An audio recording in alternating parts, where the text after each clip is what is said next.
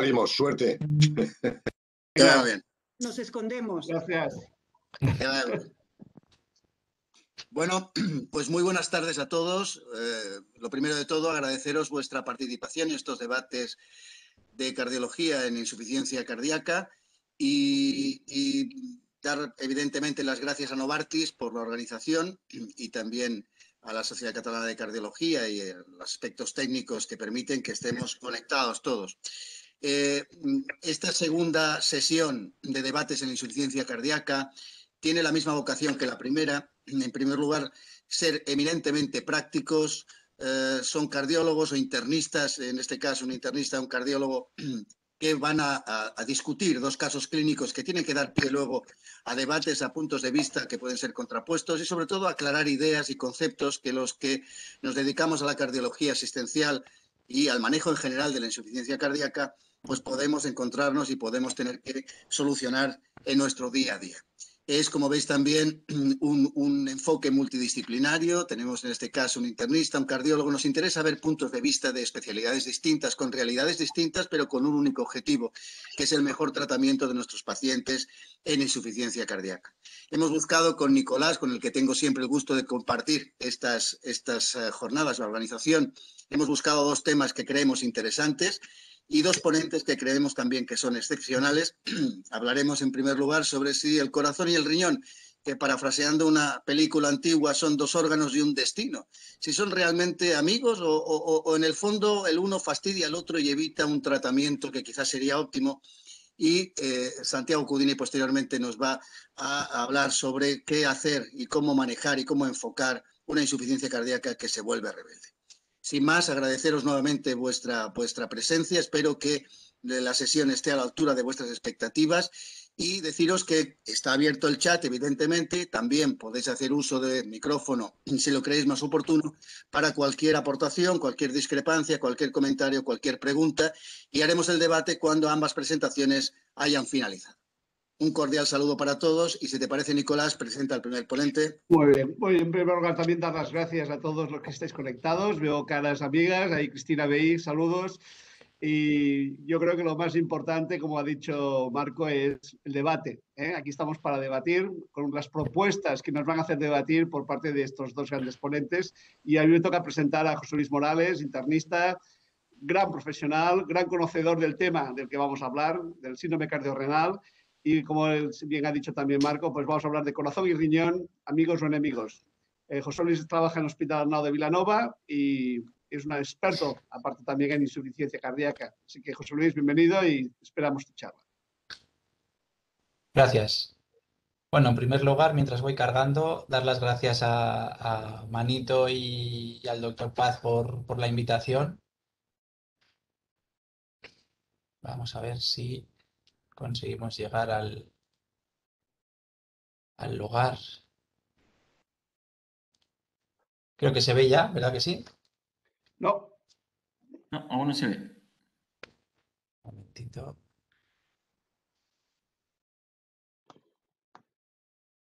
Ahora empieza.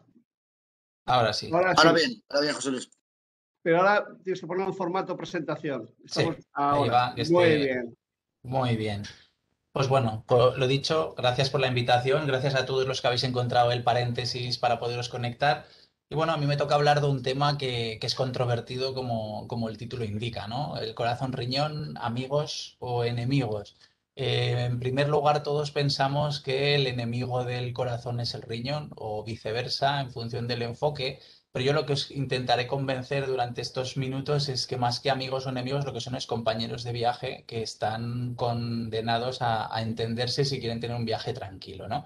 Entonces, los puntos principales que yo quiero revisar es revisar la importancia de la conexión cardiorrenal, qué consecuencias tiene esta interacción sobre el manejo práctico de nuestros pacientes.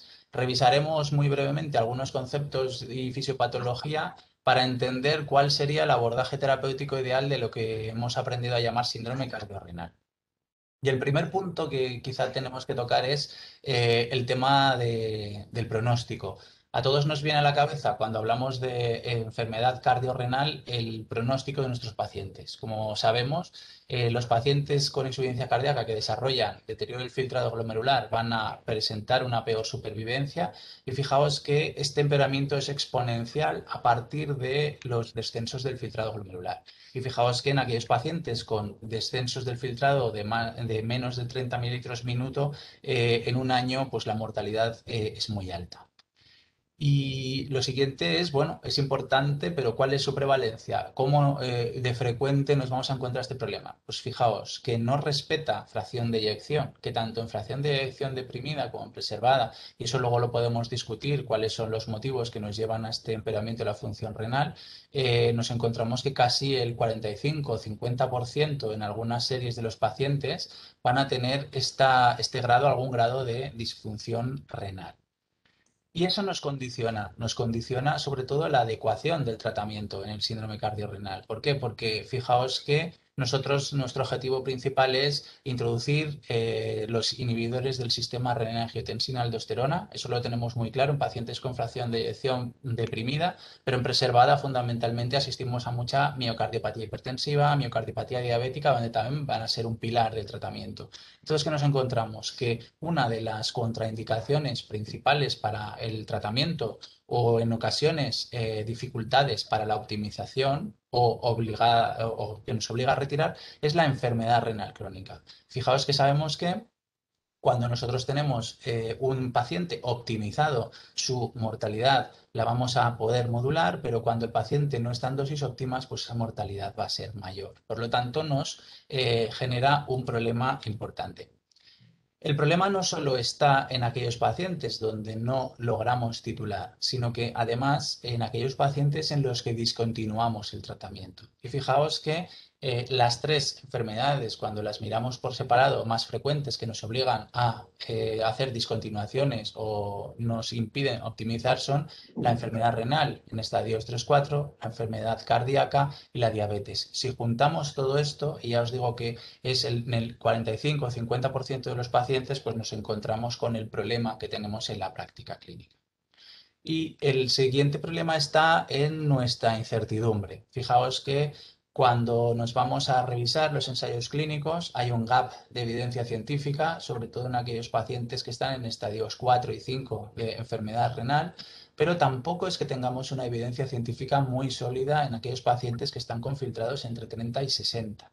Y eso a veces nos condiciona, nos da inseguridad en el manejo de los enfermos. Aún así, los pocos datos que tenemos en enfermedad renal nos están indicando que siempre va a ser mejor bloquear el sistema renina-angiotensina que no bloquear. Y eso nos va a dar unos efectos sobre la mortalidad, los reingresos que se han visto en los principales estudios que valoraban IECAS y ARA2 en insuficiencia cardíaca y también en algunos estudios más poblacionales o de práctica clínica real, como el registro sueco, por ejemplo. Entonces, visto de esta manera, podemos pensar que efectivamente son enemigos íntimos, ¿no? Están coexistiendo, pero no se llevan muy bien. ¿Por qué? Porque es una enfermedad muy prevalente, la enfermedad renal en insuficiencia cardíaca, que nos condiciona un peor pronóstico, que encima nos condiciona el infratratamiento y que además nos da una inseguridad porque no tenemos un cuerpo de evidencia científica suficiente como para ser atrevidos en el tratamiento de estos pacientes. Hemos intentado durante mucho tiempo abordar esta interacción cardiorrenal, aproximarnos al problema de diferentes maneras. Quizá esta es la que tuvo más éxito hace un tiempo, pero es una aproximación teórica donde fragmentábamos el síndrome cardiorrenal en esa fase aguda, el paciente se descompensaba y secundariamente ese riñón también sufría. O el paciente con una enfermedad crónica cardíaca que iba deteriorando poquito a poquito el riñón, o al revés, ese paciente con enfermedad renal crónica que iba deteriorando poco a poco el corazón. Y luego estaba el paradigma de enfermedad, podríamos decir, combinada, que sería la diabetes, que es aquella donde los dos órganos se van dañando en el tiempo al mismo tiempo. Pero realmente este abordaje ha resultado un abordaje bonito desde el punto de vista teórico, pero poco práctico. Lo que sí que nos ha permitido es quizá centrar los estudios en este síndrome cardiorrenal agudo y vamos a ver cómo podemos trasladar todo eso a los pacientes más crónicos que quizá vemos en las consultas en un ingreso. Entonces, al final, pues se ha acuñado este concepto del empeoramiento de la función renal, ¿no? El worsening renal function, que es lo que vemos en la literatura inglesa, donde vemos que se define por un aumento de la creatinina mayor de 1,5 respecto a su basal, un incremento de 0,3 miligramos decilitro o un descenso del 20% respecto al que teníamos. Esta es una clasificación mucho más práctica y que nos permite tomar decisiones en la práctica clínica real. Y lo que sí que me gustaría es llegar al punto donde vamos a tratar el tema de la congestión.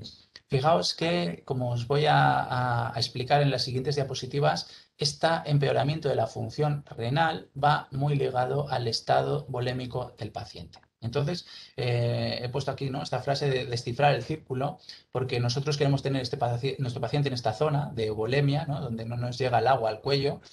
Cuando tenemos la congestión es cuando el paciente normalmente requiere ingreso, pero fijaos que hay una zona gris, en este caso naranja, ¿no?, que sería el paciente que va desarrollando una enfermedad renal o un deterioro de la función renal en unas condiciones de congestión subclínica. ¿Qué quiere decir esto? Quiere decir que ese paciente aún no ha desarrollado una sintomatología como la ortopnea, como la bendomnea, como los edemas, pero ya empezamos a ver pequeñas alteraciones en la analítica que nos están marcando un camino que es el del empeoramiento de la función renal por un problema congestivo.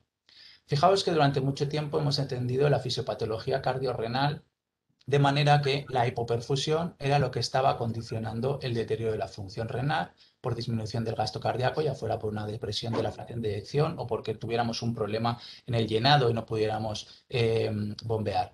Pero la congestión cada vez cobra un papel más importante, sobre todo en lo que respecta a ese incremento de la presión venosa central. ¿Y qué nos dicen algunos ensayos muy interesantes? Este es un estudio mecanístico muy bonito donde nos demuestran que independientemente del gasto cardíaco que tenga el enfermo, lo que es importante y que está condicionando el deterioro de la función renal es el aumento de la presión venosa central, es decir, la congestión. Fijaos aquí, los pacientes que tenían un bajo gasto, los pacientes que no tenían un bajo gasto, pero que tenían una presión venosa central elevada, deterioraban la función renal más que aquellos que tenían un bajo gasto, pero con una presión venosa central baja, es decir, eubolémicos, descongestionados. ¿Y esto se produce por qué? Porque siempre hemos prestado mucha atención a la arteria glomerular, pero también hay unas venas en el glomérulo, y cuando hay una congestión venosa a nivel glomerular, se alteran estos gradientes y la presión de filtrado capilar disminuye y por lo tanto eso nos condiciona un empeoramiento de la función renal secundario a congestión. Y eso nos explicaría por qué hay algunos pacientes que tienen esta enfermedad renal, este empeoramiento de la función renal que persiste en el tiempo. Son pacientes que quizá no requieren un ingreso hospitalario, pero que vemos en nuestras consultas que van deteriorando esa función renal y no acaban de estar bien. Y son todos esos los que nos producen estos problemas de disminuyo de medicación, hago cambios y al final acabamos tratando con un tratamiento que poco modifica la enfermedad. Fijaos qué perfil tienen estos pacientes. Son pacientes que se descongestionan menos cuando valoramos sus cambios en los péptidos natriuréticos, que tienen una menor diuresis y que realmente se asocian a un peor pronóstico. Cuando se analizan aquellos pacientes que tienen un deterioro transitorio del filtrado glomerular versus aquellos pacientes que tienen un deterioro persistente del filtrado glomerular, vemos que el persistente es el que se asocia a mayor mortalidad. Entonces, esto nos viene muy bien y lo tenemos muy bien entendido en la fase aguda, pero cuando lo trasladamos a la fase crónica, si entendemos que esa congestión subclínica puede estar presente, nos puede ayudar a manejar este síndrome cardiorrenal. Pero fijaos que nosotros tenemos como unos patrones de tratamiento muy asimilados y muy establecidos que a veces pueden ser contraproducentes para el manejo del enfermo. En reglas generales, lo que hemos ido clásicamente aprendiendo es que cuando un paciente deteriora la función renal, lo que hay que hacer es suspender o disminuir el inhibidor del sistema renina-angiotensina, incrementar las dosis de diuréticos de ASA y ¿qué nos encontramos? Que muchas veces ese paciente le disminuye el tratamiento modificador de la enfermedad, le voy aumentando la dosis de diurético de ASA, al final se estanca, no acaba de mejorar esa función renal, si solo nos fijamos en esa función, tiene un poco de congestión aún y al final, ¿qué decidimos? Disminuir los diuréticos, porque cuanto más los aumento, más cae el filtrado. Vamos a darle un poco de vuelta a esto y vamos a ir al segundo punto. Aquel paciente en el cual le voy aumentando los diuréticos de ASA, pero no consigo depleccionarlo del todo. Fijaos, aquí se introduce el concepto de resistencia a los diuréticos. Este es un concepto que nos podría dar para 1 o 2 sesiones, pero yo voy a resumirlo en el mecanismo que ahora se cree como principal. Fijaos que cuando damos diuréticos de ASA de manera crónica, sobre todo en aquellos pacientes en los cuales estamos ya con dosis de 40-80 al día de manera persistente, esos diuréticos de ASA empiezan a perder su efecto. ¿Por qué? Porque a nivel del túbulo contorneado distal hay una bomba en el aparato ileostaglomerular que con el tiempo se hipertrofia. ¿Y se hipertrofia por qué? Porque todo este sodio que se va perdiendo gracias a los diuréticos de ASA se intenta reabsorber aquí, porque nuestro organismo está diseñado para preservar sodio y agua, porque es el mecanismo de defensa que nos perpetúa la insuficiencia cardíaca. Por lo tanto, esta hipertrofia lo que hace es que todo ese sodio que se pierde se reabsorba aquí y todo lo que se pudiera escapar en esta bomba que está mediada por la aldosterona. Por lo tanto, parece que últimamente lo que se está tendiendo a hacer es ese bloqueo secuencial de la nefrona. Si aquí damos diuréticos de ASA, pero aquí damos las tiacidas, que son los fármacos que están modulando esta zona, posiblemente vamos a conseguir depleccionar al paciente mucho más fácil y además vamos a conseguir romper ese círculo vicioso. Por otro lado, la pregunta que nos podríamos hacer es cuándo disminuimos o detenemos el tratamiento diurético, ¿no? Hemos manifestado el miedo ese de voy aumentando el diurético, me está empeorando el riñón y me voy a parar aquí, voy a volver atrás, voy a dejar el diurético porque estoy haciendo que ese riñón trabaje demasiado. Pues bien, ¿qué nos están diciendo los estudios? Que ese deterioro del filtrado glomerular solo se asocia a un peor pronóstico cuando hay congestión persistente. Es decir, si yo cojo, deplecciono al paciente de manera agresiva, fijaos una manera agresiva que hasta consigo hemoconcentrarlo, con mayores dosis de diuréticos, consigo mayor pérdida de peso, reduzco la presión venosa central y aunque ese paciente le confiera yo un efecto sobre el riñón, sobre la función renal, peor, pues lo empeore por excesiva deplección, eso no se asocia a mayor mortalidad, sino a menor mortalidad. Es decir, que resumiéndolo con este fotograma de película, aquel paciente que tengo congestivo con empeoramiento de la función renal lo tengo que continuar depleccionando hasta dejarlo flaquito. En el caso de que lo tenga excesivamente depleccionado, ese empeoramiento de la función renal por exceso de deplección no me va a condicionar el pronóstico. Eso va a ser transitorio, se va a recuperar con el tiempo y por lo tanto ese paciente va a ir mejor. Es decir, que tenemos que intentar ir depleccionando. ¿Cómo vamos a obtener guía de qué hacemos con este tratamiento diurético? Hay diferentes maneras. Hay algunas que se han propuesto muy interesantes, por ejemplo, el guiar el tratamiento con el CA125, que es un marcador que nos está indicando una congestión sistémica. Y fijaos cómo guiando el tratamiento con CA125, el tratamiento diurético, conseguimos que el paciente mejore su creatinina, mejore su filtrado glomerular y además le conferimos un mejor pronóstico a medio plazo. Hay otras estrategias como podría ser la ecoclínica, podría ser el manejo seriado de los péptidos natriuréticos, aunque eso está más en entredicho, eso lo podemos tratar en la discusión. Y por último, vamos al punto que os había puesto inicial. Nosotros estamos dando tratamiento diurético. Cuando damos tratamiento diurético estamos estimulando el sistema renina-angiotensina-aldosterona. ¿Por qué vamos a suspender el inhibidor del sistema renina-angiotensina si además sabemos que eso puede condicionar un peor pronóstico? Entonces tenemos que intentar mantenerlo. Este es el punto que quizá es más difícil, sobre todo cuando tenemos al paciente no hospitalizado, donde el seguimiento tiene que ser mucho más exhaustivo en consultas, con visitas y analíticas repetidas, pero nuestro objetivo tendría que ser intentar minimizarlo. ¿Por qué? Porque nosotros sabemos que jugamos con un margen de maniobra que es quizá un poquito más grande del que nosotros tenemos interiorizado. Fijaos que nos dicen que incluso cuando nosotros empezamos con un inhibidor del sistema renina-angiotensina es aceptable hasta un incremento del 50% sobre su creatinina basal. ¿Por qué? Porque sabemos que esas modificaciones de lo que es la vasculatura a nivel glomerular van a conferirnos un mecanismo que necesita una adaptación. Entonces, estos efectos transitorios no son malos, sino que a largo plazo son una inversión. Obviamente, si la creatinina aumenta más del doble, entonces sí tendremos que considerarlo, pero quizá tenemos que conocer bien la fisiopatología para saber que esos empeoramientos transitorios no nos están traduciendo un peor pronóstico.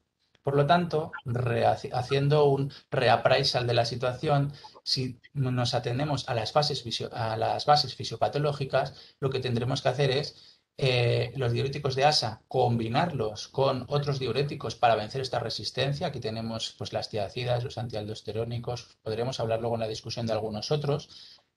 Intentar mantener los inhibidores del sistema renin-angiotensina, dado que los diuréticos lo van a estimular, y no disminuiremos los diuréticos hasta no conseguir una adecuada descongestión del paciente, y eso nosotros elegiremos cómo guiar esa congestión, si con scores clínicos o con algunas otras herramientas. Pero conocer las bases fisiopatológicas va un poco más allá. ¿Por qué? Porque ahora estamos en unos años bonitos para la insuficiencia cardíaca y yo creo que también para el síndrome cardiorrenal. ¿Por qué? Porque los nuevos tratamientos que están apareciendo nos están dando algunas opciones terapéuticas mejores que las que teníamos hasta ahora. Fijaos, por ejemplo, qué ocurre con sacubitril/valsartán a nivel del glomérulo renal. Pues a diferencia de lo que son los IECAs o los ARA2, que nos vasodilatan la arteriola eferente y por eso estos empeoramientos transitorios del filtrado que hemos comentado, sacubitril/valsartán lo que hace es modular bien las dos arterias, por lo tanto busca una situación de equilibrio, el mesagio se puede expandir y además tenemos este efecto natriurético que va a conseguir cierta diuresis en nuestros pacientes. Por lo tanto, el intervalo de presión intraglomerular se normaliza y nos permite tener mejores filtrados. ¿Qué estamos viendo? Los que estamos utilizando cada vez más estos fármacos, nos estamos dando cuenta que en pacientes muy crónicos que tenían un filtrado glomerular deteriorado conseguimos pequeñas mejorías, pero que esas pequeñas mejorías nos dan mucho más juego a la hora de tratar a los pacientes. Y fijaos que hay algunos grupos que ya se atreven con estudios observacionales a hacer tratamientos en enfermedad renal avanzada. Esto es una experiencia observacional de, como dicen ellos, real world, donde se ve que en estos pacientes también consiguen una mejor supervivencia y menos hospitalizaciones por insuficiencia cardíaca. Y por último, ya para acabar, hay otros fármacos como son los ISGLT2, de los que cada día estamos hablando más y que seguro que van a dar mucho que hablar. Ahora comentábamos antes de empezar las charlas, pues los cambios que pueden haber en las guías y los nuevos estudios que se van a presentar. Fijaos qué ocurre con los ISGLT2. Estos receptores están en el túbulo contorneado proximal, en la nefrona proximal. Lo que hacen es reabsorber glucosa y también reabsorben sodio. ¿Qué ocurre? Que esta reabsorción de sodio y de glucosa lo que está haciendo es sobrecargar una maquinaria celular porque lo que hace es consumir mucho ATP. ¿Qué ocurre? Que todo eso produce un estrés y eso hace que al final el glomérulo, el mesagio, etcétera, se vaya deteriorando. Si nosotros bloqueamos a ese nivel, no solo no estamos disminuyendo la reabsorción de sodio, sino que además el estrés que hay a nivel glomerular lo vamos a disminuir y por lo tanto se van a producir mejorías sobre el filtrado glomerular y realmente hay estudios ya diseñados en insuficiencia renal crónica que nos están diciendo que en pacientes, fijaos, más del 50% de los pacientes con filtrados menores de 45 mililitros minuto, y algunos de ellos ya con un estadio 4, 14%, consiguen un endpoint bueno en lo que es disminuir el deterioro de la función renal o llegar a un estadio final de enfermedad renal crónica que les predisponga a diálisis o trasplante. Si ahora esto lo combinamos en nuestros pacientes con síndrome cardiorrenal, yo creo que las expectativas que se nos abren son muy buenas y yo creo que ahora las podemos discutir. Pero un poco como lo que buscamos es una aproximación práctica con estos debates, yo intentaría resumir todo en un algoritmo que es, yo creo, eminentemente práctico, que es el que utilizamos nosotros en nuestra unidad de insuficiencia cardíaca, y es que es el abordaje de este empeoramiento de la función renal, que lo conocemos bien en el ingreso, en la fase aguda, pero que nosotros también lo estamos aplicando a esta fase más crónica. Si nosotros tenemos un paciente con insuficiencia cardíaca crónica que está recibiendo dosis de diuréticos, es raro encontrar pacientes que no los reciban. Fijaos que los ensayos clínicos el 80-90% los están recibiendo, que además empeoran su filtrado glomerular. Lo primero que tenemos que ver es si persiste una congestión. Y esa congestión no solo me voy a conformar con la exploración física, sino que la tenemos que ir a buscar con herramientas como el CEA, como el aumento del NT-proBNP, como la ecografía clínica. Tenemos formas ahora. Si ese paciente persiste congestivo, sabemos que tenemos un warning, ese paciente va a tener un peor pronóstico, tendremos que intensificar el tratamiento diurético hasta descongestionarlo en la medida de lo posible.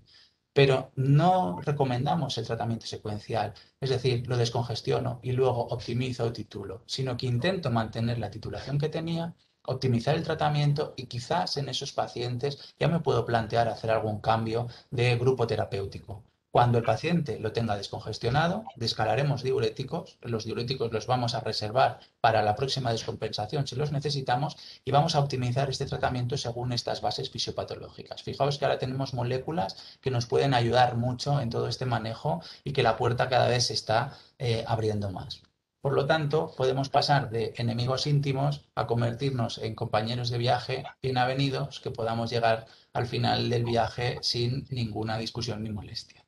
Entonces, un poquito las conclusiones que yo os querría transmitir a título, ya para terminar, es que la congestión tenemos que tener en cuenta que es el principal condicionante del empeoramiento de la función renal. Hay otras causas que también tenemos que buscar, que conseguir la euvolemia debe ser un objetivo, porque eso nos va a permitir saber qué función renal basal tenemos y a partir de ahí obrar.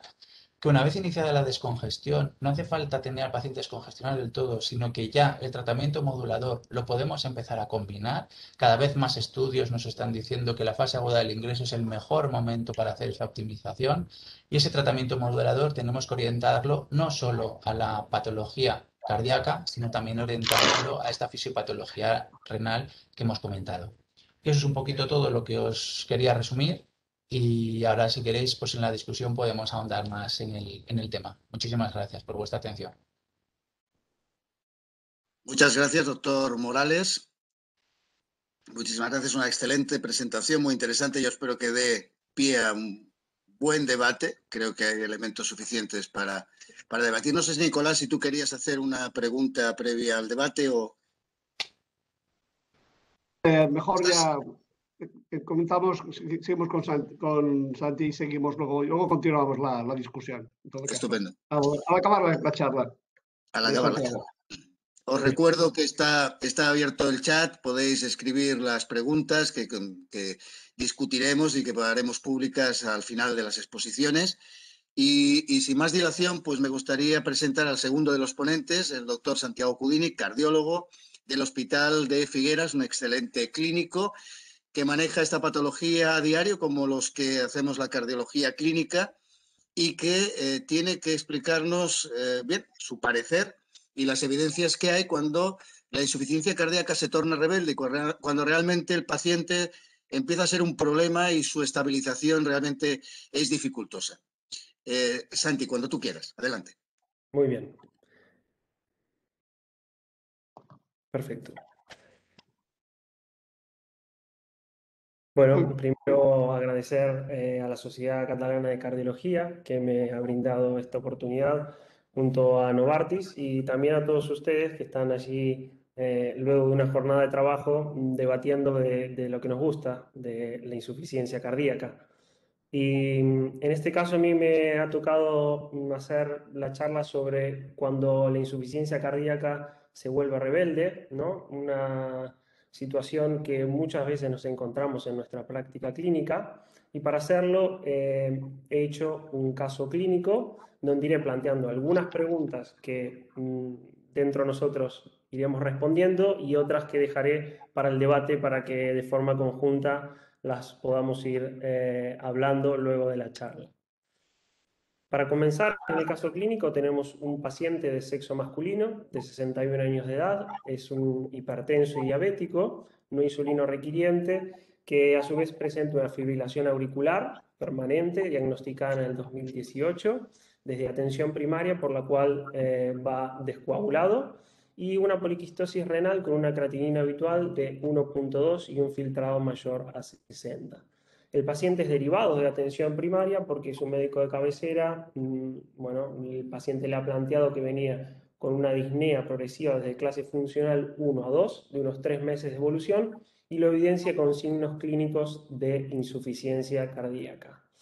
Entonces, hay un circuito de derivación de estos pacientes que nos llegan a una primera visita de la unidad de insuficiencia cardíaca y allí el paciente se nos presenta al examen físico con una tensión arterial de 125/65, una frecuencia cardíaca de 80 latidos por minuto en fibrilación auricular y algunos signos de congestión sistémica simple. El tratamiento habitual que venía trayendo este paciente era un ARA2, estaba tratado con valsartán 80 miligramos día, esto era por su hipertensión arterial, bisoprolol 5 miligramos como beta bloqueante en el control de la frecuencia de la fibrilación auricular. En este caso el médico de cabecera había agregado 40 miligramos de furosemida para la congestión que había evidenciado y por un paciente diabético venía ya en tratamiento con un ISGLT2 y dabigatran como anticoagulante.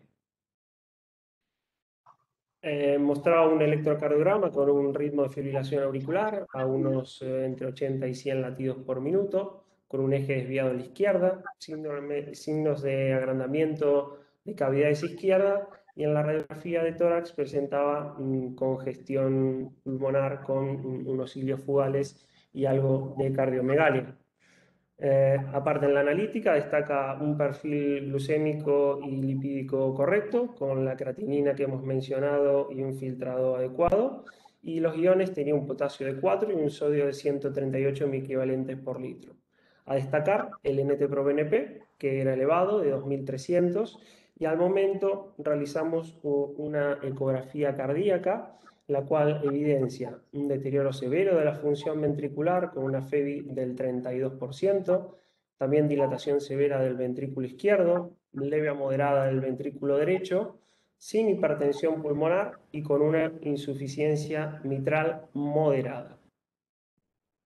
Entonces, para resumir un poco nuestro paciente, se trata de un paciente con una insuficiencia cardíaca de novo, en el contexto de una miocardiopatía dilatada con una fracción de eyección reducida de 32%, el cual tendremos que averiguar la causa etiológica, ¿no? Viendo la eco, la radiografía y algunos antecedentes nos podrían orientar a cuál podría ser, pero que en sí los factores de riesgo cardiovascular parecen estar controlados. Tiene una fibrilación auricular permanente con un QRS estrecho y en la consulta se presenta estable hemodinámicamente y algunos signos de congestión sistémica con una función renal que si bien está estable sabemos que tiene algún grado de alteración estructural y un potasio correcto. Entonces, nos preguntamos, ¿qué podemos hacer? ¿Qué podemos ofrecerle a este paciente en cuanto al tratamiento médico? Recordando que venía con valsartán, un beta bloqueante y diuréticos. Bueno, nos podríamos plantear en el caso A, perdón que se había ya apuntado, en el caso A, agregar un antagonista de receptor mineralocorticoide para hacer un triple esquema de insuficiencia cardíaca más un diurético. En el caso B, podríamos realizar un cambio del ARA2 iniciando sacubitril valsartán y agregando un antagonista de receptor mineralocorticoide, o simplemente podremos quedarnos en aumentar la dosis de diuréticos de ASA. En este caso nosotros optamos por hacer el cambio a un sacubitril valsartán, a un ARNI, suspendiendo el ARA2 y agregando un antagonista de receptor mineralocorticoide. ¿Y esto por qué lo hemos hecho? Bueno, porque tenemos que tener en cuenta todas estas características para la toma de decisiones clínicas y así planificar una estrategia de tratamiento y titulación de todos estos fármacos que realmente tienen una evidencia en la mejoría de nuestros pacientes.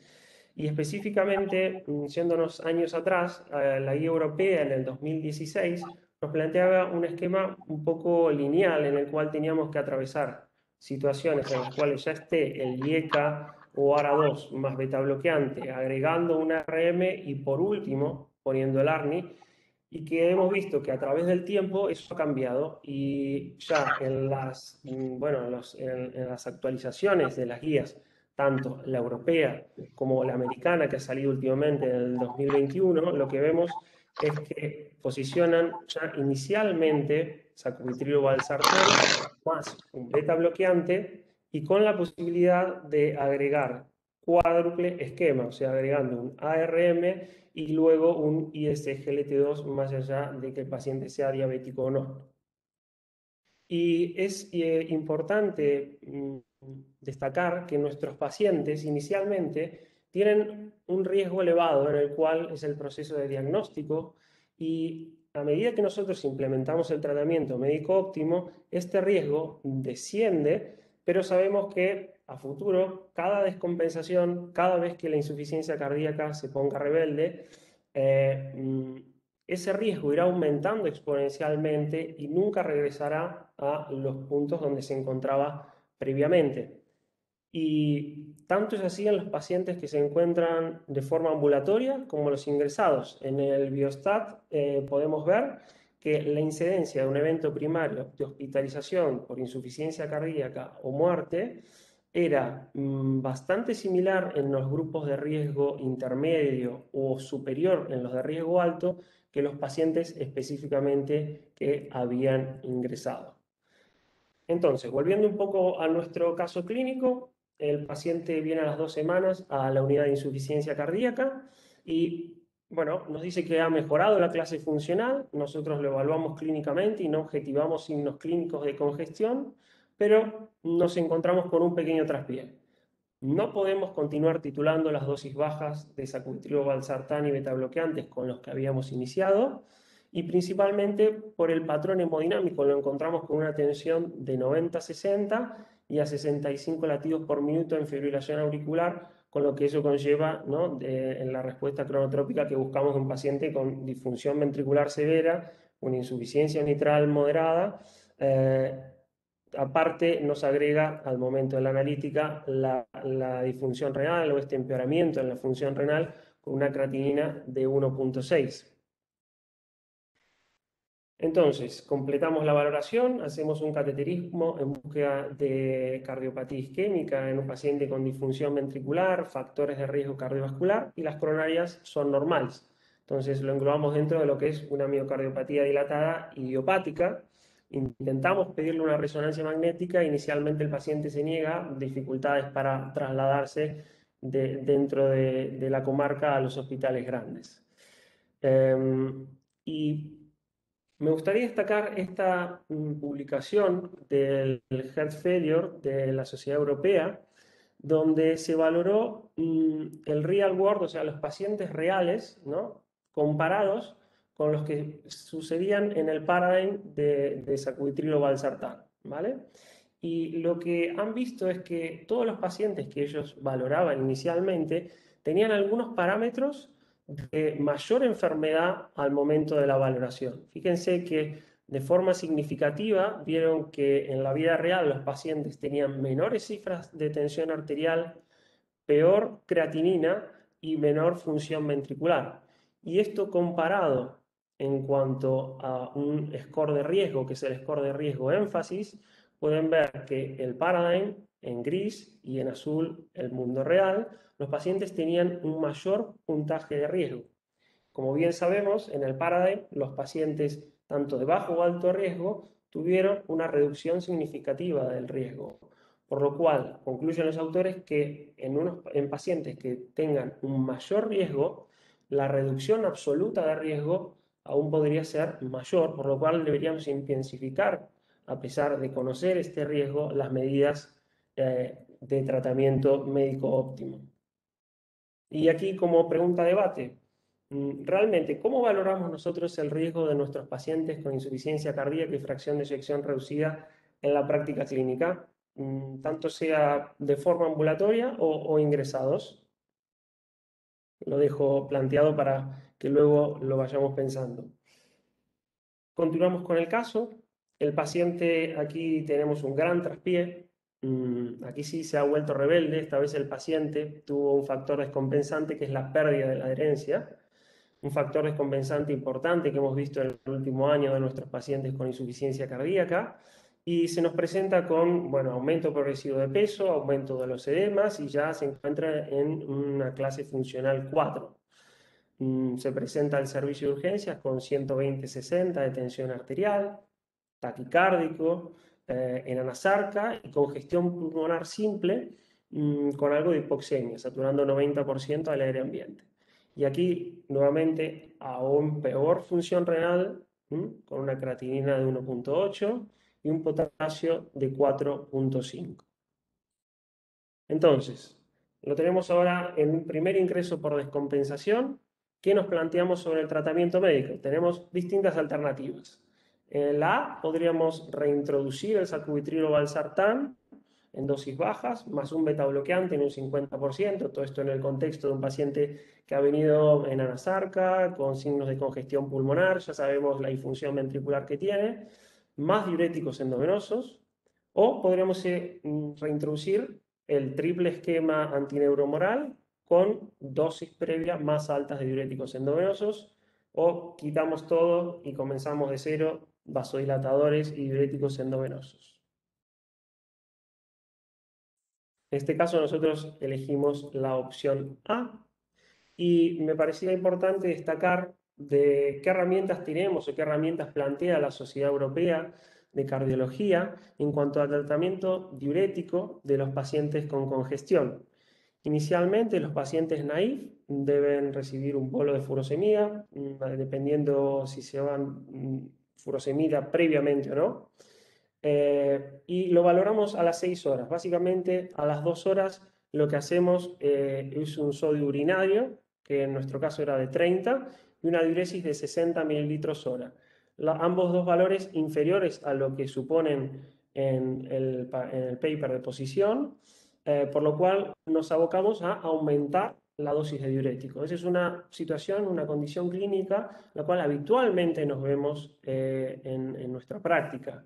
Y bueno, luego si quieren lo podemos también discutir, pero la verdad que una valoración a las 2 horas de un sodio urinario y del valor diurético, y cada 6 horas el aumento diurético, dependiendo cada servicio, ¿no?, llevándolo o aplicándolo capaz a nuestro hospital comarcal, tiene su complejidad y sus dificultades. Entonces, habitualmente vemos que el paciente se tarda un poco más en la decongestión. En este caso en particular, nuestro paciente aumenta las dosis de forma progresiva hasta llegar a dosis máxima de furosemida y luego a las 24 horas llega lo más temido, lo que nunca queremos, pero habitualmente nos sucede.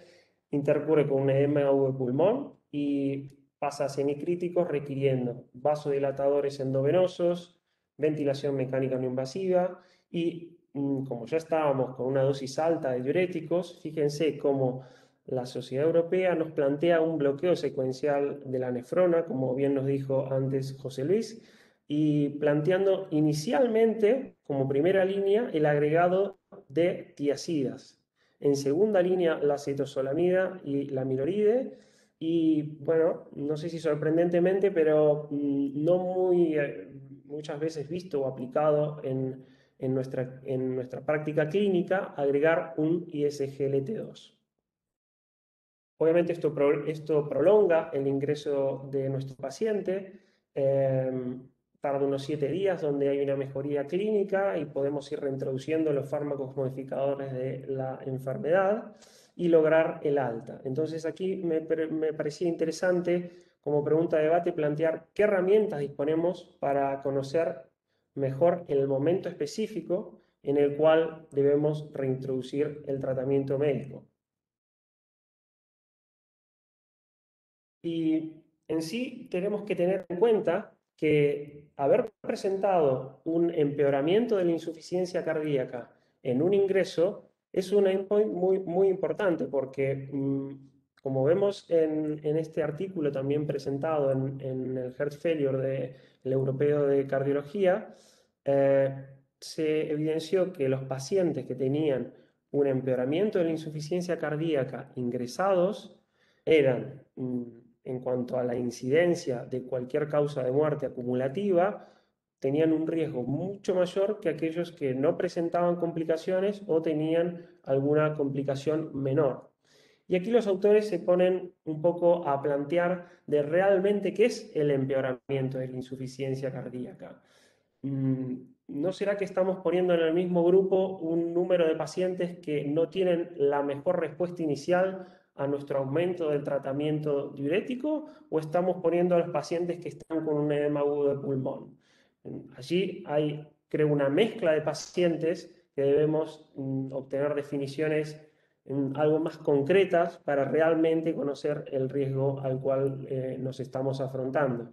Y como sabemos, el empeoramiento de la insuficiencia cardíaca en un ingreso es mayor estadía hospitalaria, una mayor tasa de reingreso hospitalario, obviamente con el gasto económico que esto conlleva.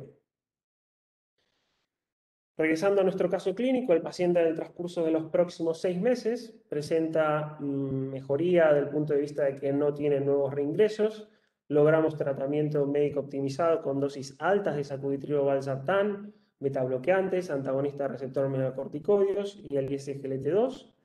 Y nos queda la espina, ¿no?, que nos dice que continúa con, o al revés, en lo que estaba previamente, que estaba en un IJA 1-2, empeora su clase funcional a un IJA 3, pero lo evidenciamos clínicamente sin signos de congestión.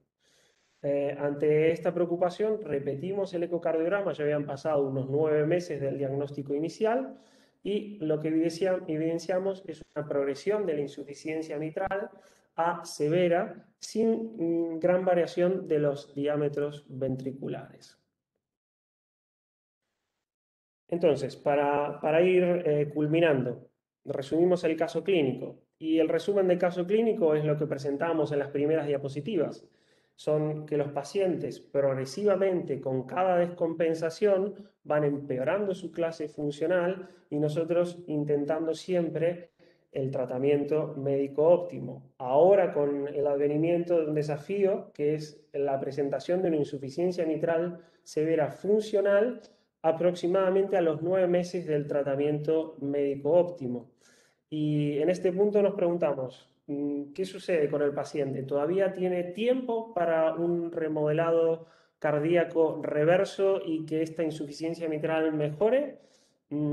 ¿O ya empezamos a intentar a mejorar la comunicación con el resto de las unidades de insuficiencia cardíaca y nos vemos un poco superados por el paciente para plantear nuevas estrategias?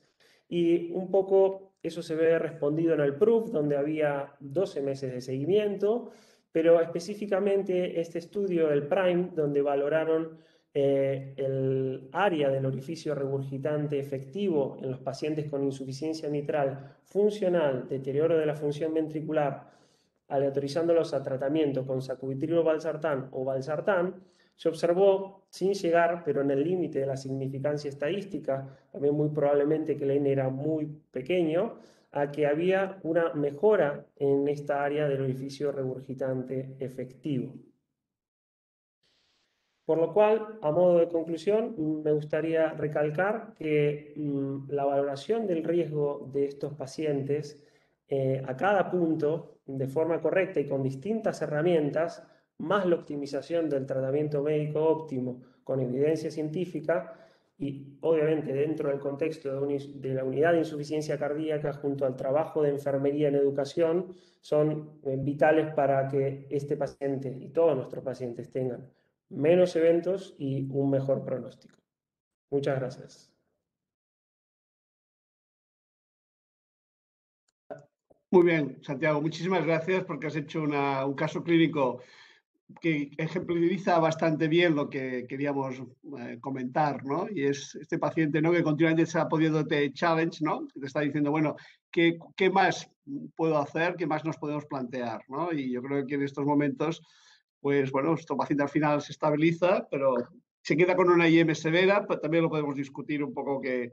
Vamos un poco ahora quizás vamos a comenzar con José Luis, haciéndole, yo creo, una pregunta respecto a, tú has dicho, ¿no?, el paciente con filtrados entre, por ejemplo, entre 30 y 20, ¿no? Es decir, paciente que donde los fármacos es mucho más difícil de manejarse. ¿Tú crees que en este paciente lo mejor es comenzar, por ejemplo, con un IECA o un ARA2 consecutivo valsartán, que también hay experiencias, y empezar a titular, o es mejor comenzar con la cuatiterapia a dosis baja en estos pacientes? Evidentemente, cuatiterapia, valorando si la ARM se pone o no se pone, que también hay experiencias ya con ARMs por debajo de 30 y también 20. Pero bueno, yo creo que la pregunta es, dosis bajas un poquito de los fármacos que podemos utilizar o titulación de uno seguido de otro. Claro, la pregunta es casi ¿no? La pregunta del millón, ¿no? Realmente cuando tenemos estos pacientes, yo por eso he abogado un poco por ver el grado de congestión, ¿no? Subclínica o clínica. Es decir, primero asegurar que el paciente esté euvolémico o casi euvolémico. A partir de allí, nosotros, ¿qué estamos viendo? En la área donde yo llevo mucho cardiorrenal, hemos pasado a utilizar mucho sacubitril valsartán por ese efecto natriurético que tiene. Es decir, ese poquito de efecto natriurético que consigue lo que nos ayuda es a intentar bajar el diurético, y una vez hemos empezado esa titulación, aunque sea a dosis bajas, como tú bien dices, Nicolás, nosotros somos partidarios de ir introduciendo diferentes medicaciones, esa cuatriterapia, de manera progresiva. Es un poco, de alguna manera, como cuando hemos comentado el bloqueo secuencial de la nefrona, ¿no? Es decir, antes de llegar a dosis máximas de todo, posiblemente el actuar a diferentes niveles fisiopatológicos nos está dando un juego que nos permitirá llegar a titular. Muchas veces las titulaciones no son a la dosis máxima, ¿no? Hablamos de dosis máxima tolerada por el paciente. Casi en el primer momento, una vez que tienes el paciente friccionado, nuestro principal problema es la hipotensión, pero una vez superado eso con dosis pequeñas, lo que vemos es que vamos progresivamente pudiendo titular, y siempre siendo partidarios de empezar con la cuatriterapia o con la triterapia en la medida de lo posible. Nosotros lo que hacíamos, perdón, una cosa nada más, Marco. No, nosotros lo que habíamos hecho en algunos casos, en algunos pacientes, utilizamos también la combinación de hidralación de nitratos asociados a veces a los IECAs y a los ARA2, como una medida, digamos, de facilitar el hecho de que el paciente le podamos introducir dosis bajas de IECA o ARA2.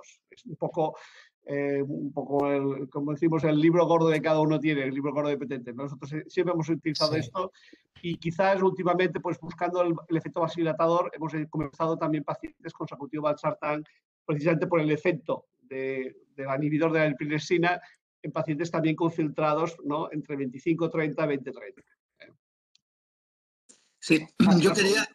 Sí, yo quería sacar un tema que creo que es para los dos, porque los dos habéis aludido de alguna forma a él, y sé que a Nicolás es un tema también que le gusta y que ya debatimos en la sesión anterior, pero que me gustaría volver a poner encima de la mesa de forma práctica, que es el tema de la euvolemia y cómo la juzgamos.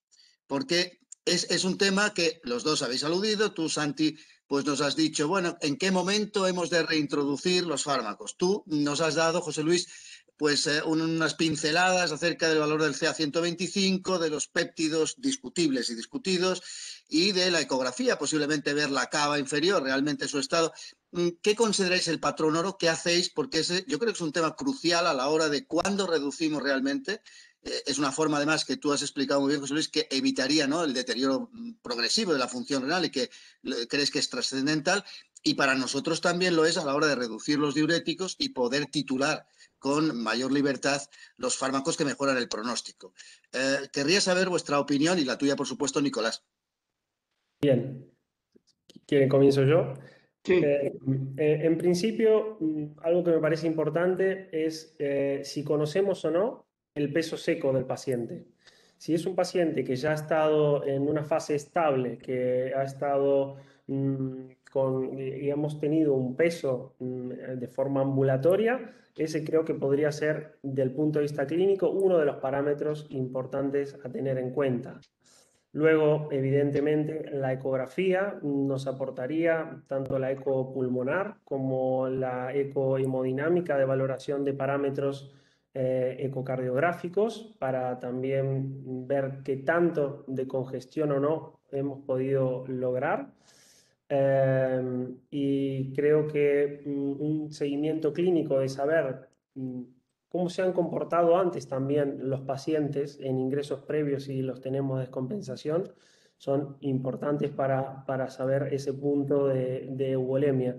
Probablemente el NT-proBNP durante el ingreso, al menos creo que es algo discutido, utilizarlo de forma arreglada, ¿no? Haciendo durante un ingreso de 10 días 2 o 3 peticiones de NT-proBNP, no sé si realmente nos van a aportar algo.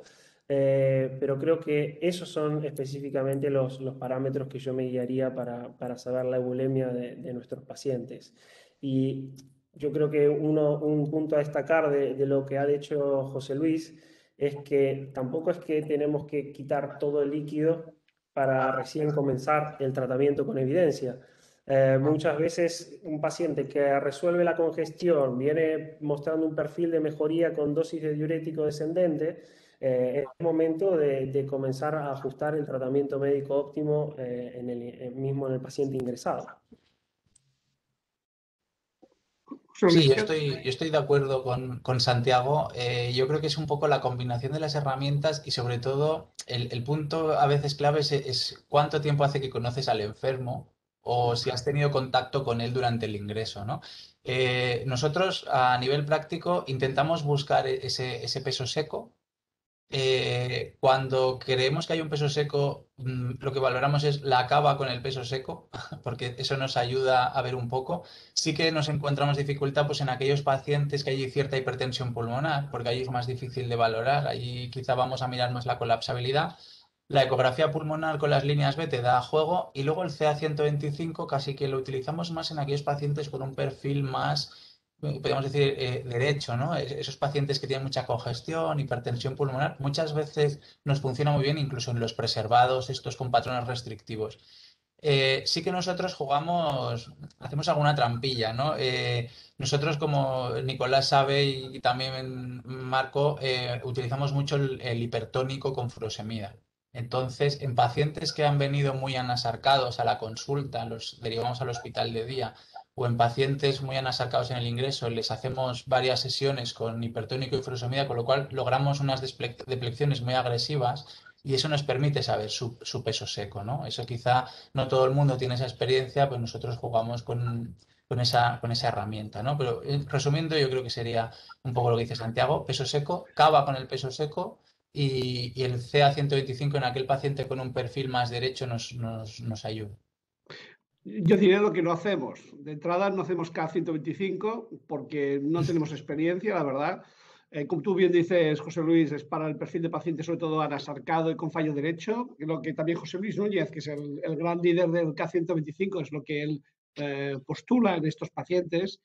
Lo que ocurre es que el K125 también pues, tiene una variabilidad también importante, tiene una vida media muy larga, se tiene que ver a largo plazo, los cambios tampoco nos sirve para hacer esa monitorización dentro del hospital. Entonces yo creo que hay que ir a la exploración física, que todavía sigue, aunque la sensibilidad y especificidad es muy baja, pero por ejemplo la incrustación yugular, que para mí es muy importante. Yo es un tema a 45 grados, yo es una base de mi exploración en estos pacientes. Y luego, efectivamente, la eco es lo que más hacemos, más valoramos. También en algún paciente, pues lógicamente, si en un momento determinado, claro, estamos hablando nosotros de un tercer nivel, que nos vienen pacientes relativamente más jóvenes, que queremos ser muy agresivos, pero a lo mejor pues hay que poner un catéter de Swan-Ganz en la coronaria y valorar si efectivamente ese paciente se tiene que hacer pues, tratamiento con vasodilatadores intravenosos o inotropos, etc. Pero el concepto de cómo valoramos el que el paciente está euvolémico para hacer esa transición a los fármacos, yo creo que es un punto todavía que no tenemos resuelto. Todo el mundo hace algo, pero nadie tiene realmente pues una pauta, digamos, que funcione al 100%, ¿no? Vamos, porque la colapsabilidad de la cava inferior a veces también es muy variable, es decir, que todo tiene, yo creo, y el ecopulmonar también en un paciente ingresado, hay gente que no acaban realmente a veces de llegar a un diagnóstico preciso. Entonces, por ejemplo, claro, el trabajo de los del grupo de San Pau eran pacientes crónicos. El GUS es heart failure, es un estudio de ecopulmonar, pero en paciente ambulatorio, no en el paciente agudo. Entonces, ahí nos quedamos también con el ecopulmonar, que todo el mundo habla de ecopulmonar ahora, pero yo también he encontrado voces críticas del ecopulmonar. Sobre todo, cómo interpretarlo, porque yo cuando lo veo es difícil de interpretar, por otra parte, me parece, ¿eh? No sé si no tenemos de momento preguntas. Si alguien quiere levantar la No hay nada en el chat. O hablar directamente, lo puede hacer perfectamente. No hay nada en el chat, Nicolás, de momento. Sí.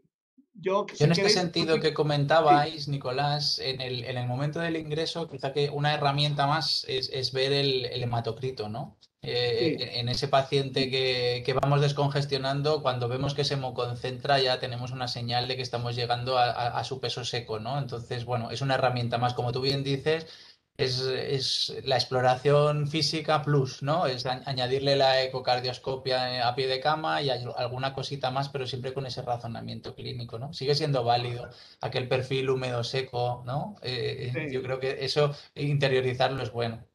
yo creo que sí. Yo creo que otro tema que quizás a lo mejor nos preguntarían sería, ¿cuándo hacemos la escalada diurética? ¿Cuánto tiempo tenemos que dar de margen? ¿No? Sí, ya tenemos las guías, ¿no? El consenso, ¿no? Que son 2 días, pero estamos ya en el segundo día y ese paciente, pues efectivamente no acaba de responder. Eh, entramos con la tiacida. ¿Cuánto margen damos a una tiacida para hacer efecto? ¿24 horas? ¿48? Porque claro, esto es una escalada, ¿no? Sí. Más o menos, ¿cómo os movéis vosotros en la escalada de diuréticos durante el ingreso hospitalario? Sobre todo por el efecto de los fármacos. Porque nosotros a veces, pues sí que dices, bueno, ¿cuánto rato hay o cuánto tiempo tenemos que esperar para que realmente la tiacida haga un efecto evidente? Claro, José Luis, vosotros que estáis en teóricamente, clorotic. sí, teóricamente tendríamos que ver el efecto máximo a las 72 horas, ¿no? Y a las 48 horas tendríamos que verlo, empezar a verlo. Entonces, quizá la primera estrategia, yo creo que el cómo se postula la sociedad europea creo que es muy interesante, ¿no? Que en el fondo nos rompe un poco el esquema, es decir, no pongo el diurético y me espero a mañana, sino yo me espero unas horas y valoro. Yo creo que eso es una cosa muy importante y en su momento se discutió, ¿no? Es como un síndrome coronario agudo, tenemos que estar al pie del cañón. A partir de ahí, ser agresivos al principio y la tiacida, claro, yo tengo un sesgo, ¿no? Porque estamos trabajando mucho con tiacidas, entonces casi Por que eso, nosotros empezamos directamente, porque fisiopatológicamente cuando tú ves el paciente que ya viene con un recorrido, como hablaba, ¿no? El bloqueo secuencial parece que ya es lo que te pide un poco la fisiopatología. Entonces esperamos esas 48, 72 horas y a partir de ahí sí que ya nosotros podemos descalar diurético de ASA y mantener la combinación. Como has dicho, pues bueno, el Clorotic es un ensayo que va a valorar esto. Hemos tenido parón por el tema del COVID, pero ya hemos reanudado y de hecho estamos empezando a hacer el primer análisis. Yo creo que si todo va bien, de aquí a final de año podemos tener algún resultado y por lo menos podemos hablar con un poquito más de cuerpo de evidencia. Un poquito el además problema la sería ventaja, ese, ¿no? sí. Además, la ventaja de las tiacidas es que se puede poner con pacientes con filtrados bajos también, con lo cual eso te Claro. permite Eso yo manejarte sí bien en que este creo que perfil de pacientes. sí, y luego es importante hacer el ajuste, ¿no? Es decir, la tiacida tiene esa mala prensa de no me sirve con filtrado bajo, no sirve si no la ajusto. Cuanto más bajo sea el filtrado, más dosis voy a necesitar para conseguir el efecto y eso ya se está comenzando a ver en estudios un poco más mejor diseñados, ¿no? Entonces, tener en cuenta de que las dosis hay que adecuarlas al filtrado. Cuanto menos filtrado, más. Entonces vamos a tener seguro que alcalosis metabólica inducida por el diurético de ASA. Entonces, ahí es donde nos plantearíamos, ¿no? La entrada de acetazolamida o no, porque es lo que hacemos nosotros. Nosotros cuando realmente la acetazolamida la entramos especialmente cuando ya hemos detectado el efecto alcalótico inducido por el hecho de la furosemida, evidentemente, más que por tiacidas. ¿Vosotros también lo estáis Claro, utilizando o no? sí, realmente lo Santiago, también que vosotros. estamos empezando a hacer también es realmente valorar la alcalosis en el momento de la entrada, ¿no? En el ingreso. Si ya hay alcalosis, asociamos también acetazolamida. Entonces, a veces vamos a combinar acetazolamida y diurético de ASA. En algunos pacientes que no tienen una alcalosis tan severa, combinamos las tres. Yo creo que a veces no somos rápidos a la hora de valorar la alcalosis, ¿no? Y como son pacientes que ya vienen de casa con mucho diurético, muchas veces ya la vemos que la traían, ¿no? Entonces yo creo que el momento de valorarla es esa, cuando quizá la tendencia era valorarla al cabo de unos días del ingreso. Muy buena Hay, ese comentario. Hay una pregunta ahí, ¿no? sí, hay una pregunta en el chat de la doctora Beth Pujol que pregunta qué efecto diurético extra creéis que aporta la espironolactona aparte de los diuréticos de ASA y las tiacidas. Entiendo que se refiere a una combinación triple, si no entiendo yo mal. Ujú. Bueno, es interesante el punto. No sé si habrá una respuesta más nefrológica que se me pase a mí como cardiólogo, pero creo que un punto importante es eh, cómo se nos presentan estos pacientes habitualmente que progresan a resistencia a los diuréticos, si bien no encontramos una definición estricta, pero que inicialmente ya no tienen una buena respuesta a los diuréticos y creo que se presentan con estos parámetros de mayor gravedad de enfermedad que presenté, que son con disfunción renal, potasios limítrofes, donde creo que el aporte que nos podría dar un antagonista de receptor mineralocorticoide en esa condición clínica, sumado a las dificultades en un paciente, por ejemplo, que se encuentra en anasarca de absorción del fármaco que estamos entregando, no creo que sea importante desde el punto de vista terapéutico. Creo que más el aporte y el punto de buscar esa alcalosis para la introducción de la cetosolamida va a darnos más que el inicio del efecto diurético cuando estamos escalando diuréticos endovenosos. Bien. Yo en ese sentido también estoy de acuerdo y pensar que, claro, estamos manejando dosis de espironolactona que son bajas. Es decir, el efecto que estamos haciendo es influir sobre el remodelado ventricular, pero para conseguir dosis diuréticas tenemos que ir a 100, 100 miligramos. 200. Claro, yo como internista también me voy al manejo del paciente cirrótico, ¿no? Entonces, en el paciente cirrótico estamos manejando dosis mucho más altas. Hay algunos estudios con dosis de 200 de espironolactona, pero el problema es ese, ¿no? Cuando ya asociamos esa disfunción renal, la espironolactona sí que nos solemos pillar los dedos, ¿no? Más con el filtrado y con la hiperpotasemia. Aunque ahora tenemos herramientas, pero bueno, en fase aguda esas herramientas no están tan desarrolladas, ¿no? Yo coincido con Santiago.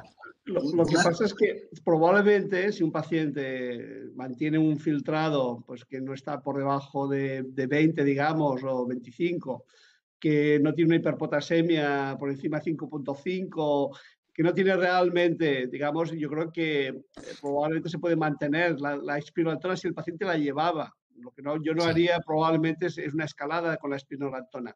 Lo que pasa es que si se introduce la espironolactona en un paciente que no la lleva, en un paciente ingresado, pues va a tardar como mínimo 2-3 días en hacer efecto, con lo cual tampoco no vas a tener un efecto inmediato. Y luego siempre recuerdo que hay un estudio muy, muy bonito, que es el estudio de Atina, que comparó 100 versus 25 y no hubo diferencias significativas entre espironolactona en un paciente agudo. Con lo cual, a lo mejor tampoco aumentando a 100, lo que vas a tener son problemas, a lo mejor más hiperpotasemia, más insuficiencia renal. Entonces, pero yo creo que el mensaje que también lo dice el consenso de diuréticos es de que si el paciente lleva espironolactona, habría que dejarla, a no ser que haya una contraindicación por filtrado o por potasio. Es decir, que el mensaje sería mantenerlo y hacer la escalada terapéutica o el bloqueo secuencial con el resto de fármacos que hemos comentado anteriormente. Llegando hasta el tolvaptan, porque nosotros cuando tenemos pacientes que están muy hiponatrémicos, llegamos a añadir también tolvaptan a esta escalada, es decir, furosemida, tiazida, acetazolamida y tolvaptan. Realmente, pues bueno, yo creo que un mensaje que hay que dar es hay que perder el miedo siempre que sepamos que lo que estamos valorando. Pero yo creo que hay un pánico a la función renal que yo creo que habría que realmente ¿no? Sí. perder esa sensación de que lo vamos a descontrolar. ¿No? Tú lo has dicho muy bien, José Luis. Podemos llegar a un 50% de incremento del filtrado, que ese paciente va a estar bien si va manteniendo la diuresis y se va descongestionando. Yo creo que es un mensaje de decir, tranquilos, si podemos controlar a ese paciente la función renal cada día, que está ingresado, pues no hay ningún problema, yo creo, ¿no? No sé, es menos mi reflexión, yo creo, en estos momentos.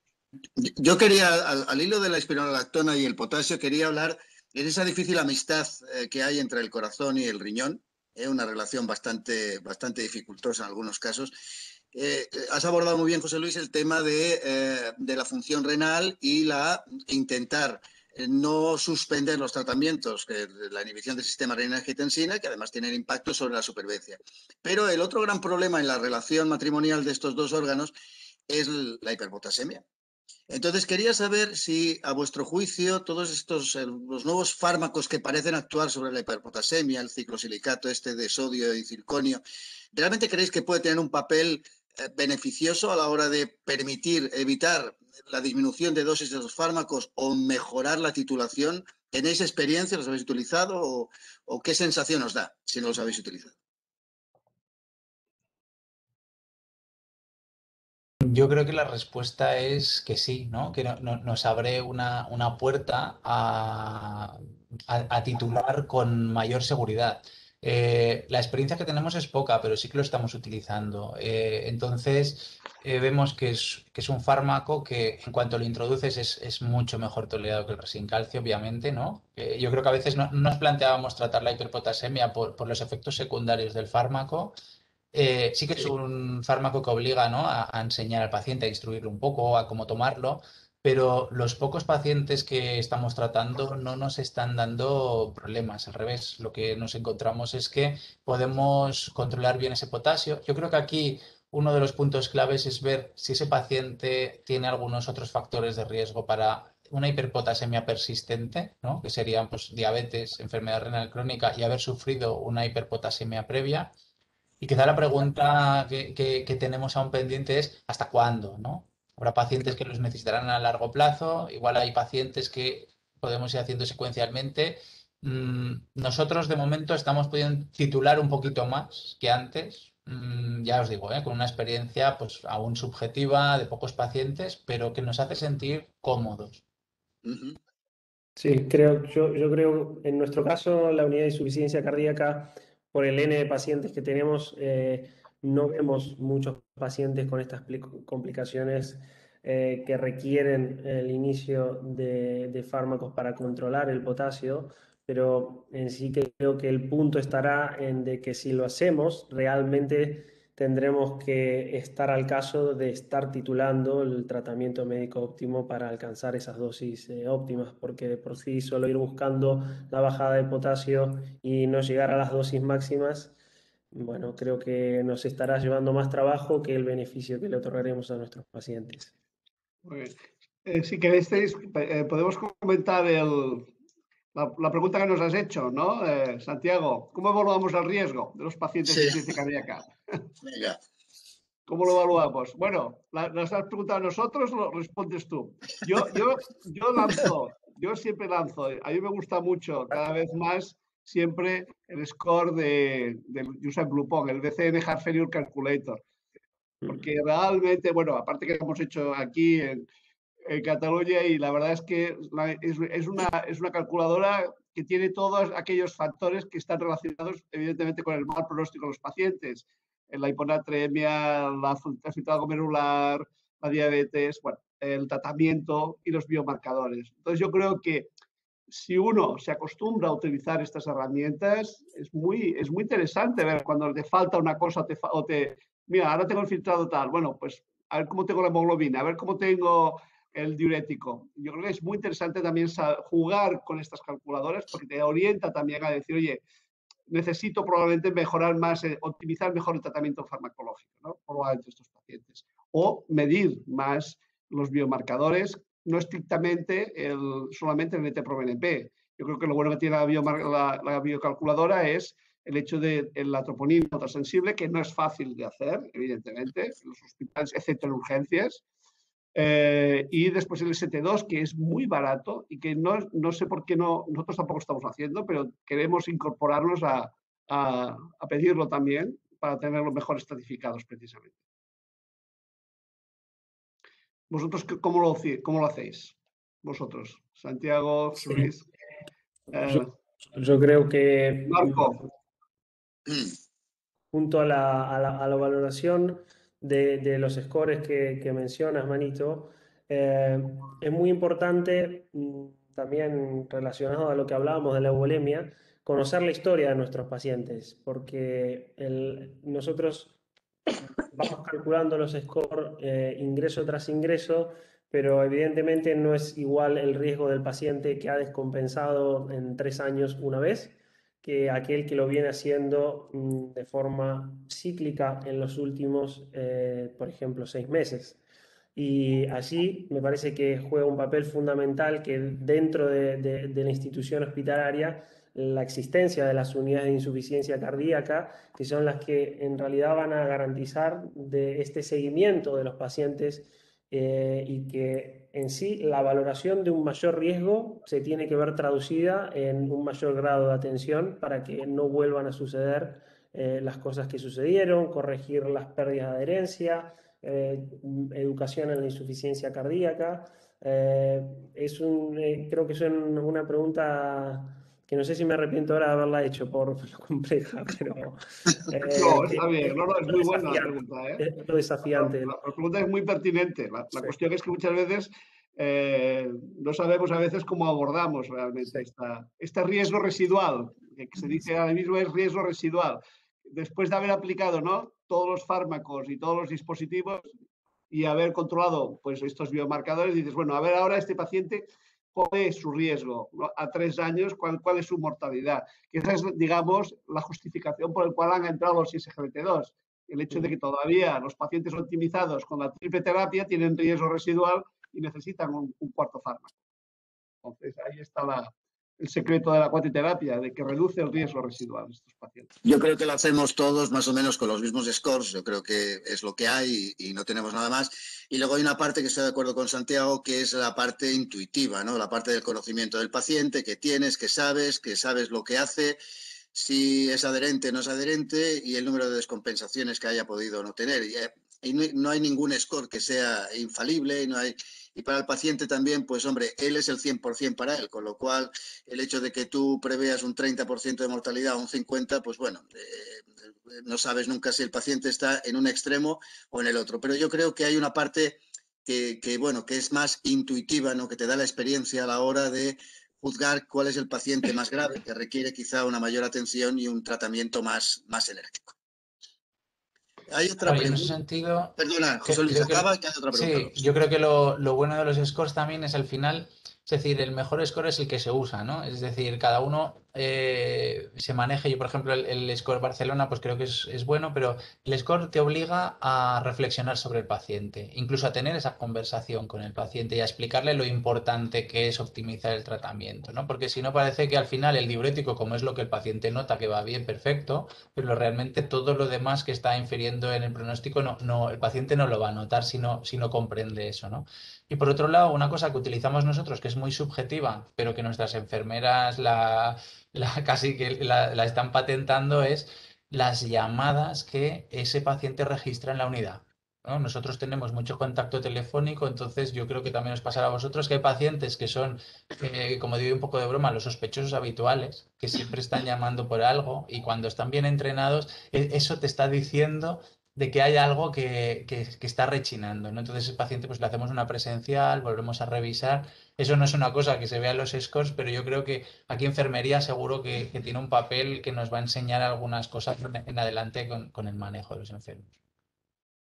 La pregunta que se nos hace es para todos, de Chris Bay, es ¿qué papel creéis que tiene la rehabilitación cardíaca post-IC en la prevención de reingresos y en el cumplimiento terapéutico? Entonces, bueno, no sé, nosotros, voy a responder yo inicialmente, si os parece, porque bueno, como Sí. llevamos desde hace 15 años y un poquito más con rehabilitación cardíaca, la verdad es que en insuficiencia cardíaca ahora es cuando estamos incluyendo grupos específicos de alto riesgo con insuficiencia cardíaca y sobre todo fracción de eyección reducida, que son pacientes que si están en una situación clínica relativamente estable, pues esperamos y está demostrado realmente un beneficio de la rehabilitación cardíaca notable. Y decir que en nuestro caso, con respecto a la adherencia terapéutica, la rehabilitación, el programa de rehabilitación no solo incluye la parte de ejercicio físico para mejorar la capacidad funcional del individuo, sino que dentro de ello tenemos también pues, un papel por parte de la dietista, tenemos un psicólogo encargado de ver realmente pues, las necesidades que pueda haber o los desajustes que pueda haber. Es decir, es un abordaje general. Tenemos una enfermera que se encarga de valorar una serie de ítems, es como chequear realmente que todo lo óptimo se está cumpliendo y que realmente en una visita intermedia en el protocolo de rehabilitación pues tiene que ver si el tratamiento es óptimo, si las condiciones de prevención del riesgo cardiovascular, si es una cardiopatía isquémica, por ejemplo, se están cumpliendo, la medicación adecuada se está administrando. Es decir, esto va mucho más allá de lo que es meramente el ejercicio físico y, por lo tanto, en cuanto a la adherencia, aunque no tengo ningún dato o estudio que yo recuerde que lo haya demostrado de forma fehaciente, parece que el sentido común y la lógica de alguna manera te hacen pensar que seguramente mejorará de forma notable. Yo creo que todas las unidades de cardiología, todos los servicios de cardiología deberían tener un servicio de rehabilitación. Ya sabemos que ha habido problemas en cuanto a la financiación de los mismos por parte del sistema del Servei Català de la Salud, pero vamos, la experiencia que nosotros tenemos, sobre todo en lo que es cardiopatía isquémica, es francamente excelente. Muy bien. Yo tenía una pregunta que quería hacerle a Manito, ya que este es un paciente real que está dentro de nuestra unidad de insuficiencia cardíaca. ¿Qué podemos hacer? Y aprovechando que Manito sabe mucho sobre y está muy en el tema de remodelado ventricular, ¿qué hacemos? ¿Esperamos la insuficiencia mitral sin el cambio Exacto. desproporcionado? No, exacto. La primera que hay que plantearse, por eso me he quedado con lo de IM severa al final. Digo, a ver, claro, los fármacos, sabemos perfectamente que en el caso del PROOF, pues sí, ya a los 6 meses ya tienes mejoría de remodelados, ya has ganado 5 puntos y el paciente pues casi 9 puntos, y si el paciente es de nuevo, en este caso casi 12 puntos de mejora de la fracción de eyección. Lo que pasa es que cuando uno empieza a ver, si tú ves que en el eco no hay una mejoría importante del remodelado, la IM va aumentando, lo que te tienes que plantear es si efectivamente ese ventrículo está muy dilatado o no. Hay que mirar el índice del diámetro telediastólico. Si está por debajo de 100, probablemente sería un buen candidato, entonces a plantearse si es candidato a MitraClip. Yo creo que en estos momentos el MitraClip tiene que estar ahí presente porque los resultados cada vez son mejores. Sobre todo porque además los clips son cada vez más, captan mucho más las valvas, con lo cual son mucho más potentes y sobre todo el expertise de los hemodinamistas es claramente mejor. Entonces yo creo que delante de una IM severa, a día de hoy todo el mundo se tiene que plantear si ese paciente es no candidato a un MitraClip. Pero antes hay que dar, lógicamente, un margen al remodelado ventricular. Hay que esperar 6 meses. Un paciente en 6 meses no va, teóricamente, si está en situación crónica, no va a lo mejor a descompensarse mucho más si lo mantienes con el resto de fármacos, lógicamente. Pero el paciente que vosotros teníais, que ya había hecho un edema agudo de pulmón, un paciente que ha hecho un edema agudo de pulmón, que tolera poco los fármacos, y que tiene 61 años, ese paciente se tiene que enviar a una unidad de insuficiencia cardíaca avanzada. Porque probablemente ese paciente ya estamos en la fase de que, por mucho que estemos haciendo de fármacos, ya hemos llegado tarde. Además, aparte, pues bueno, se acaba de presentar el estudio LIFE en el American College, paciente ciencia avanzada, consecutivo valsartán, y el mensaje que nos dice es que cuando ya queremos comenzar consecutivo valsartán, cuando el paciente ya está en fase muy avanzada, ya hemos llegado tarde, como con el MitraClip. Cuando el ventrículo ya está muy dilatado, ya hemos llegado tarde. Pues entonces el mensaje en el remodelado es que antes lo hagamos mejor, porque probablemente evitaremos que ese corazón se dilate más y a partir de ahí ya, además el corazón es elástico. Todos sabemos cómo son las gomas. Cuando las gomas ya llevan mucho tiempo, ¿qué pasa? Se rompe. Eso pasa con la fibra miocárdica. La fibra miocárdica pierde su elasticidad con el tiempo y si se dilata mucho ya hay una posibilidad de que mejore el remodelado ventricular. Ya hemos llegado tarde. Por eso que el mensaje de contra antes mejor es muy importante en los pacientes con insuficiencia cardíaca. Porque si no, ya digo, no llegamos a mejorar el remodelado. ¿El complejo era estrecho, no, Santi, el de tu paciente? Sí. ¿El complejo QRS? Sí, era estrecho.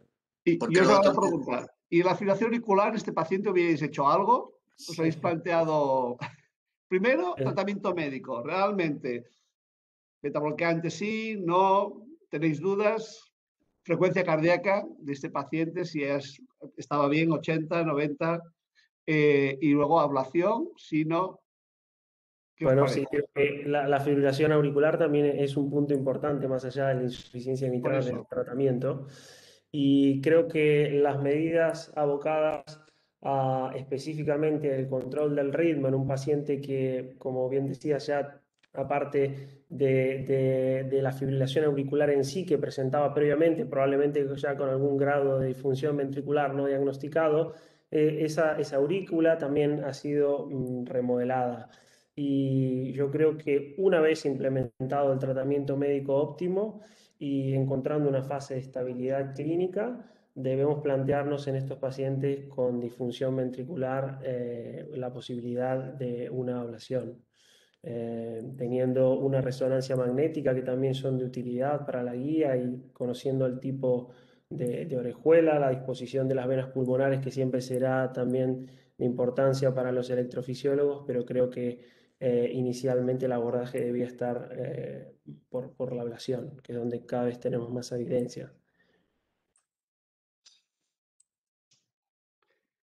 Y desde el punto de vista de los betabloqueantes, los pacientes con fibrilación auricular, ¿sois partidarios de dar dosis altas o quizás, ¿no? Como dicen, hay que dejar esos pacientes, no son lo mismo que el ritmo sinusal, ¿no? Probablemente hay que dejar esos pacientes en 80-90 de frecuencia suficiente para el paciente. La respuesta ventricular, como veíamos en un inicio, cuando nos encontramos con el paciente que estaba 90-60 y 65 de frecuencia cardíaca en FA, habiendo perdido la patada auricular con ese 20% que supone y una insuficiencia mitral con disfunción ventricular, cuando vemos a los pacientes con FA a 65 por minuto nos preocupa un poco, ¿no? E intentamos hasta a veces rebajar el beta bloqueante para tener una respuesta cronotrópica mayor y que ese aumento sea en la frecuencia cardíaca repercuta en el gasto cardíaco, ¿no?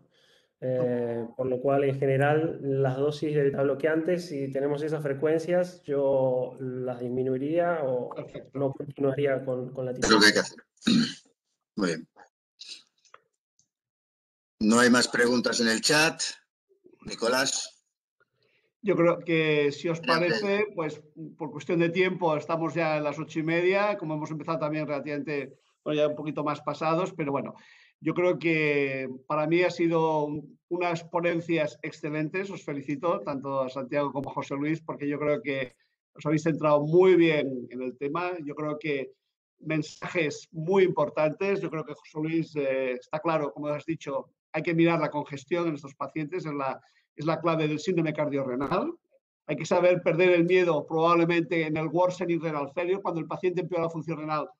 Hay que mantener un poco, ¿no?, la calma y evaluar muy bien a estos pacientes, saber hasta dónde podemos llegar, ¿no?, con ese worsening renal failure.